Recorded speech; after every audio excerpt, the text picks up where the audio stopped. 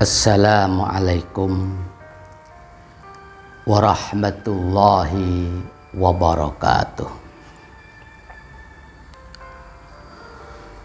Bismillahirrahmanirrahim. Alhamdulillahi rabbil alamin. Wabihi nasta'inu ala umuri dunya waddin. Wassalatu wassalamu ala asrafil anbiya'i wal mursalin Sayyidina wa habibina wa maulana Muhammadin wa ala alihi wa sahbihi ajma'in, amma ba'du. Saudaraku yang dirahmati oleh Allah subhanahu wa ta'ala, kita sebagai umat manusia tentu menginginkan agar kehidupan kita itu lebih baik, dan lebih baik lagi. Tidak ada rasanya sebagai manusia yang normal ingin kehidupannya jadi hancur, ingin kehidupannya jadi berantakan, luluh lantah, dan seterusnya. Baik kehidupan di panggung dunia fana ini, terlebih-lebih kehidupan di jangka panjang di akhirat nanti, kita selaku umat manusia tentu berharap agar kehidupan kita diberkahi, agar kehidupan kita dirahmati oleh Allah subhanahu wa ta'ala. Namun demikian, untuk mewujudkan itu semuanya tidaklah semudah mengedipkan kedua mata, tidaklah semudah membalikkan kedua tapak tangan. Akan tetapi perlu perjuangan, ikhtiar, usaha, dan doa kepada Allah subhanahu wa ta'ala untuk terwujudnya kehidupan yang bahagia, yang diberkahi dan dirahmati oleh Allah subhanahu wa ta'ala. Banyak di antara solusi atau cara-cara yang bisa kita tempuh untuk menggapai kehidupan yang lebih baik lagi. Salah satu di antaranya ialah khususnya bagi yang belum menikah, yang masih lajang, yang masih belum punya pasangan hidup. Salah satu langkah agar kehidupannya lebih baik lagi dan diberkahi oleh Allah subhanahu wa ta'ala, yaitu dengan cara melaksanakan sunnah Rasulullah Sallallahu Alaihi Wasallam berupa nikah. Saudaraku yang dirahmati oleh Allah subhanahu wa ta'ala, dalam hal ini junjungan kita Rasulullah Sallallahu Alaihi Wasallam bersabda, Bismillahirrahmanirrahim. Wa qala Rasulullah sallallahu alaihi wasallam, syararukum azabukum wa ardhalu mautakum azabukum. Rawahu al-Imamu Ahmad an Atiyah bin Yasir.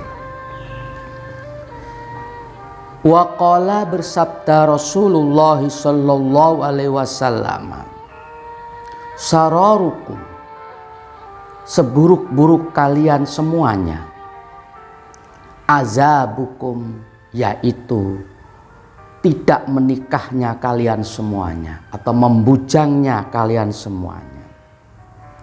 Wa ardhalu mautakum, sedangkan lebih hina-hinanya orang-orang mati di antara kalian semuanya, yaitu azabukum, mati dalam keadaan tidak memiliki istri atau tidak memiliki suami. Rawahu, telah meriwayatkan hadis al-Imamu Ahmad, Imam Ahmad an Atiyah bin Bishr, terang dari Atiyah bin Bishr.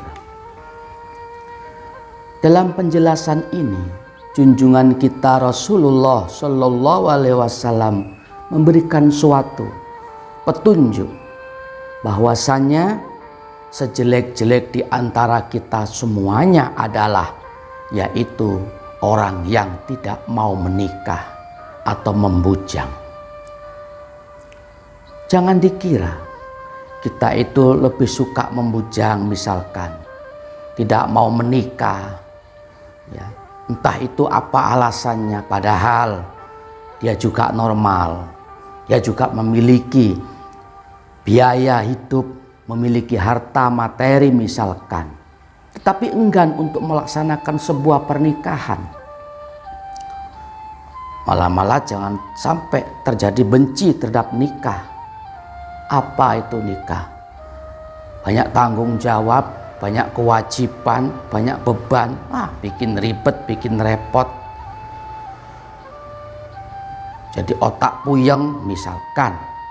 Lebih baik gua melacur saja, zina saja, sudah selesai. Habis uang sekian, modal sekian, sudah beres, gak ada urusan. Na'udzubillah, summa na'udzubillah min dzalik. Jika itu terjadi pada diri kita masing-masing. Maka dalam pertemuan tempo hari, Al-Fakir sudah menjelaskan, dengan menikah itulah insya Allah keberkahan akan diberikan oleh Allah Subhanahu wa Ta'ala. Ditaukiti lagi bahwa ternyata sejelek-jelek di antara kita semuanya selaku umat Nabi Muhammad Sallallahu Alaihi Wasallam yaitu orang yang tidak mau menikah. Bahkan dalam hadis lain, junjungan kita Rasulullah SAW pun bersabda, "Man raghiba an sunnati falaisa minni." Barang siapa yang tidak suka terhadap sunnahku, yaitu nikah, falaisa minni, maka bukanlah dia golongan dariku.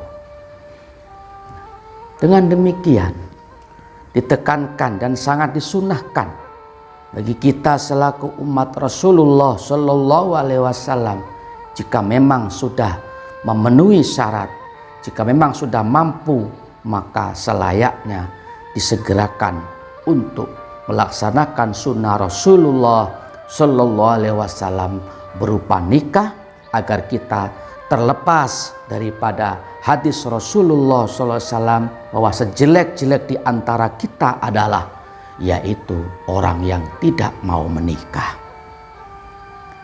Tidak hanya itu saja, bahkan dilanjutkan oleh junjungan kita Rasulullah Shallallahu Alaihi Wasallam, sehina-hinanya orang mati di antara kalian semua, orang yang hina, wafat dalam keadaan hina adalah yaitu dia wafat inna lillahi wa inna ilaihi rajiun, dengan keadaan tidak memiliki istri atau dalam keadaan membujang.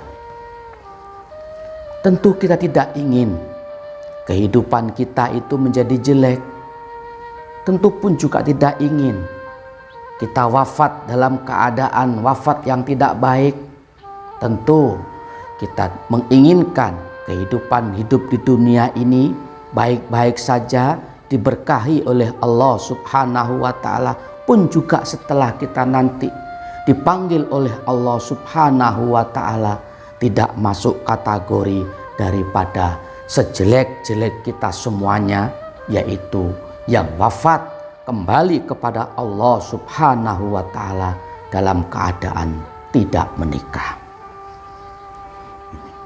Saudaraku yang dirahmati oleh Allah Subhanahu wa Ta'ala, tidak hanya itu, salah satu keistimewaannya orang yang sudah menikah itu dalam hal segi pahala dalam beribadah itu pun juga berbeda.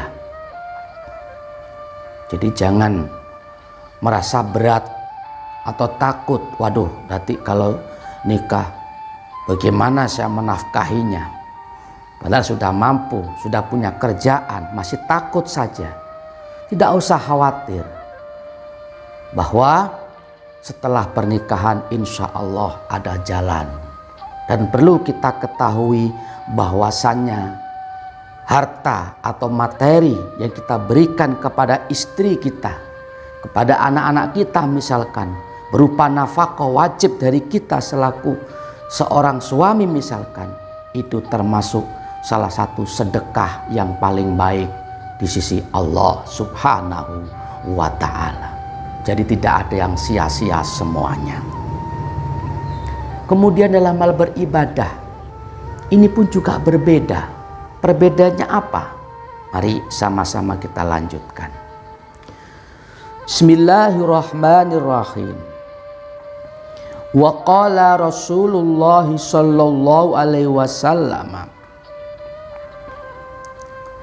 sararukum azabukum raq'atani mim muta'ahhilin khairun min sab'ina raq'atan min ghairi muta'ahhilin.